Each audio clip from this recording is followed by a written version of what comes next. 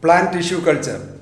The first attempt of plant tissue culture was started in 1902 by an Australian botanist, Professor Gottlieb Haberland. He cultured plant tissues, palisade and pith parenchyma on knob solution in vitro. Hence, Gottlieb Haberland is considered as the father of modern plant tissue culture. So, plant tissue culture is the in vitro culturing of cells, tissues, organs or plants in a suitable nutrient medium in sterile environment with a view to raise a new generation or clonal multiplication of the plants. The basis of plant tissue culture is a principle known as totipotency. Each and every plant cells are totipotent. Totipotency means the total genetic potentiality of a plant cell to regenerate into a complete plant. Totipotent cells can be triggered to divide at any time by giving suitable nutrients and hormones. That means a particular plant cell can be triggered to produce different types of cells from it. So, a totipotent cell can produce a complete plant cell.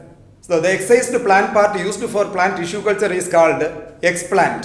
Cell, tissue, organ or any other plant part can be considered as explant.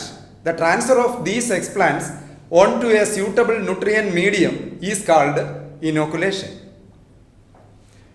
The nutrient media is a nutrient solution, contains macronutrients, micronutrients, vitamins, amino acids, carbon source, hormones and a solidifying agent like agar-agar.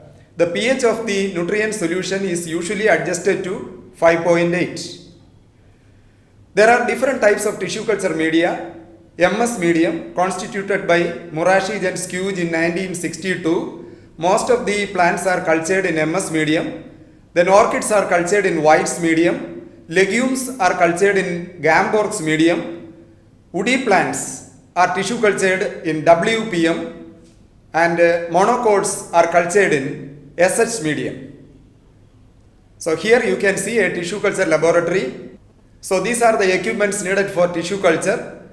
The inoculation is done within a laminar airflow chamber.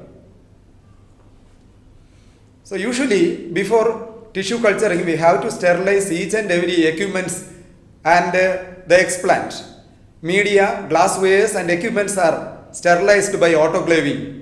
Then explants are surface sterilized using chemical sterilants.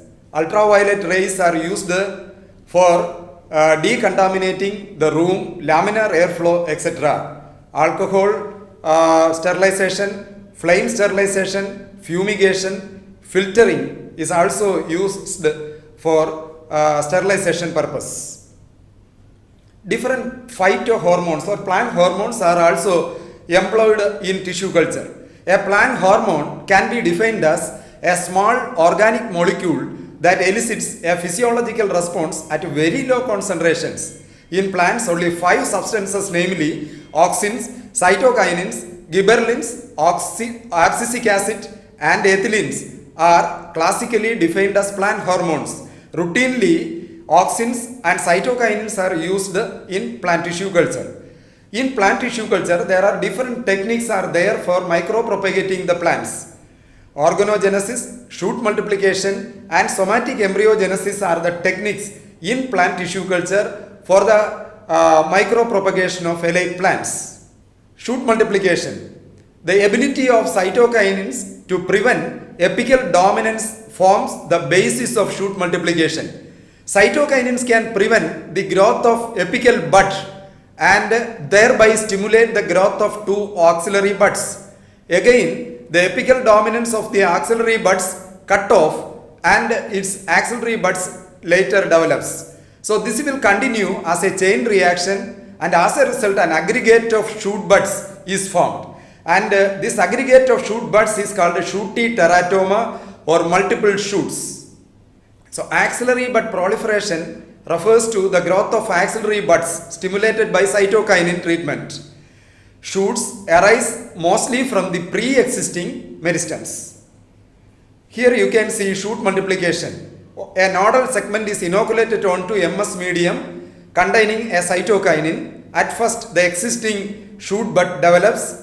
In the second picture, you can see the apical dominance of the existing shoot bud is prevented by the activity of cytokinin. And in the next picture, you can see the proliferation of axillary buds. Large number of shoots are produced from the basal part of the explant. Here you can see hundreds of plants derived from a single shoot bud, and this is the shooty teratoma or multiple shoots.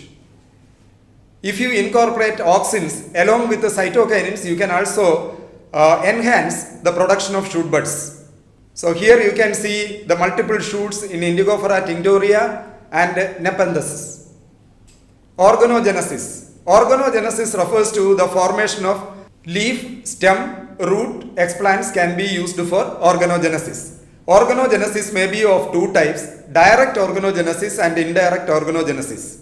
Formation of organs directly from the explant is called direct organogenesis. Organogenesis through callus formation and subsequent regeneration is called indirect organogenesis. So here you can see the regeneration of shoot buds from the leaf, direct organogenesis. Here rhizogenesis or root formation occurs from the explant.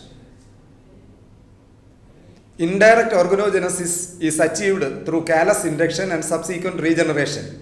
Callus is formed from the cut ends of the explant and later it becomes complete. So here you can see the formation of shoot buds from the callus in presence of a cytokinin. The next process is somatic embryogenesis. In somatic embryogenesis, we are stimulating the explant, callus or suspension cells to undergo a developmental pathway that mimics the development of the zygotic embryo. Somatic embryogenesis may be of two types: direct somatic embryogenesis and indirect somatic embryogenesis. In direct somatic embryogenesis, somatic embryos are derived directly from the explant, and in indirect somatic embryogenesis, somatic embryos are formed indirectly from the callus. So here you can see somatic embryogenesis from callus tissues and its subsequent regeneration. So the germinating somatic embryos can be transferred to a liquid medium on a filter paper bridge for hardening, and later it can be transferred to vermiculate in plastic cups and then to field. Somatic embryos can be encapsulated within an alginate bead to produce synthetic seeds or artificial seeds. These synthetic seeds or synseeds can be germinated in a suitable nutrient media to produce a complete plant. So here you can see the germination of synthetic seeds. So thus plant tissue culture can be used for the micropropagation of a large number of plants. Micropropagation is used for the large scale multiplication of the plants. So we are able to save the plants at the brim of extinction, or critically endangered plants can be saved through plant tissue culture. For agriculture also, we are able to use this particular technique for producing large number of clones for the purpose of cultivation. Thank you.